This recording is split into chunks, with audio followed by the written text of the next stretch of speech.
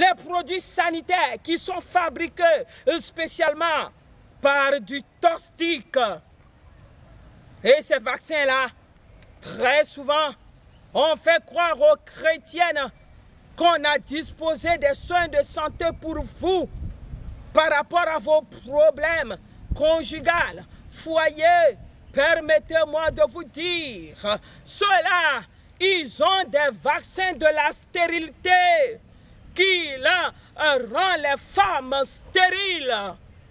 Parce qu'ils ont créé des cliniques, des structures partout, en privé. Ils et leurs femmes sensibilisent l'Église du Christ au nom du Christ et ils les entraînent dans leur monde. Et arrivé là-bas, on les vaccine de la stérilité. D'autres, quand elles s'en vont accoucher, on enlève tout ce qui est son appareil de femme en elle. On appelle ça comment? L'utérus. Elle ne sait pas que son utérus est enlevé. Elle vient de se marier à l'église. On l'a remarqué, elle est jeune. On enlève son utérus.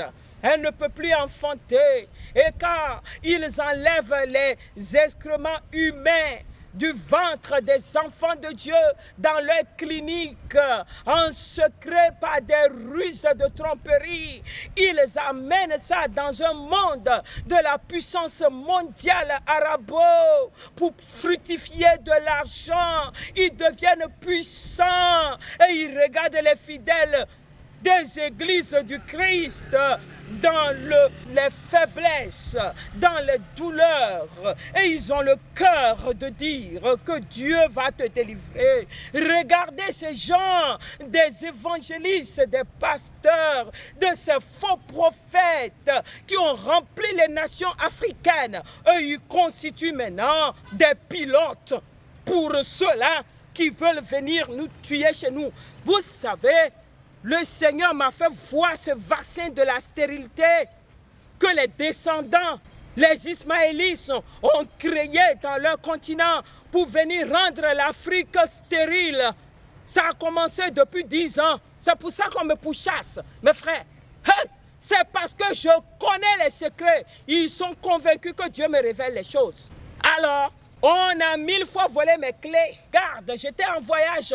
On me cambriole par le système rusé sous couvert mes maisonniers qui fabriquent, qui multiplient les clés. Et à mon absence, ils viennent ouvrir les portes.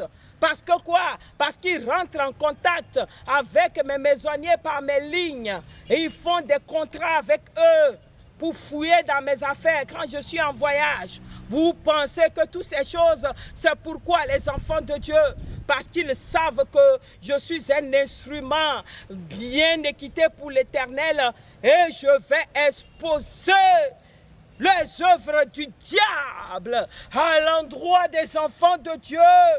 Et nos prières vont les bouleverser. Hé, Machikayande Sabata, bouleversez-les par vos prières, je dis. Ils sont en train d'établir les structures pleines au milieu de nous pour rendre nos filles et nos enfants stériles pendant que eux autres, ils se multiplient pour venir remplir nos continents africains. Hé, Machiande, qu'est-ce que vous pensez? On paye des pasteurs ici dans cette nation pour suivre mes traces. Vous ne pouvez pas imaginer. Pour suivre mes traces partout où je vais. Même dans les autres nations, quand je vais en mission, on me cible. Et on paye les gens pour savoir qu'est-ce que cette femme-là est venue faire dans telle nation. Certainement qu'elle est venue bouleverser le règne de l'Antichrist, n'est-ce pas? Alors, cherchons à la battre. Vous voyez, non? C'est parce que ces évangélistes et ces pasteurs-là ont des projets négatifs de la destruction contre le règne du Christ et contre les enfants de Dieu que je vous annonce dans vos églises. Attention! Les enfants de Dieu, ce n'est pas à tous les projets qu'on répond. Parce que c'est mon pasteur qui a dit, parce que mon apôtre a dit, parce que notre diacre a dit. Oh, lui là, il prie beaucoup. Le Seigneur lui parle. Donc tout ce qu'il dit, on le suit bêtement. Hey, Mama Shegarahakata. On a pris votre sang pour aller mettre dans les grosses marmites. Dieu m'a montré. Dans ce continent, et on a déposé les marmites là sur des grands feux. Ce feu-là ne s'éteint jamais. C'est un feu qui n'est pas de bois, mystiquement. C'est un feu qui est allumé, qui ne s'éteint pas. Et on a pris votre sang de donation pour aller verser dedans. Et ce sang-là bouillonne au feu, en mesure. Ça bout dans la marmite là au feu. Votre vie est en tourment.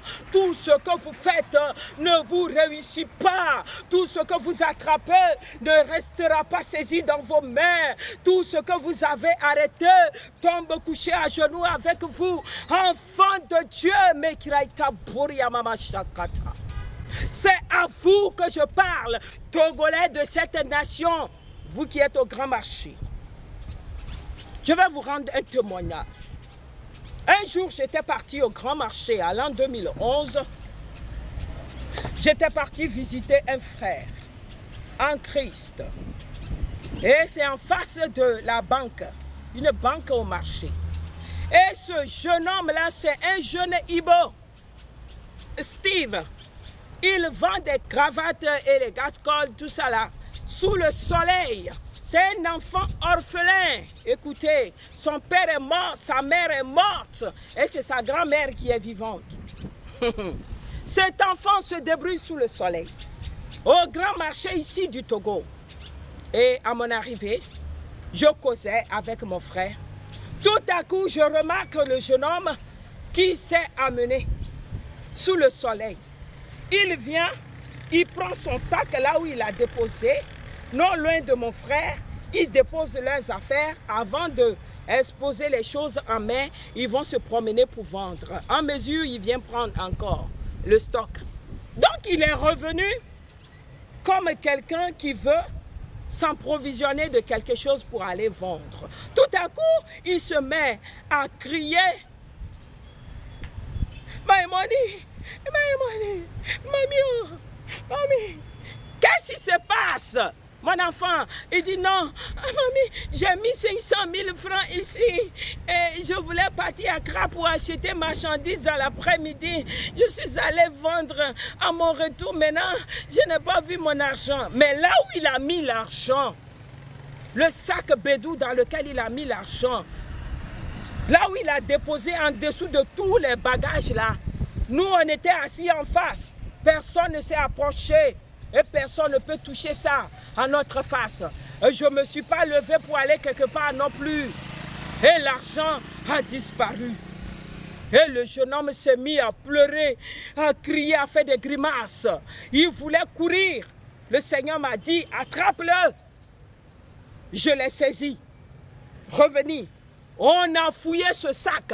Tous ceux qui sont autour de moi, on a fouillé ce sac pendant plus de 3 heures de temps. On n'a plus trouvé de l'argent. L'argent a disparu.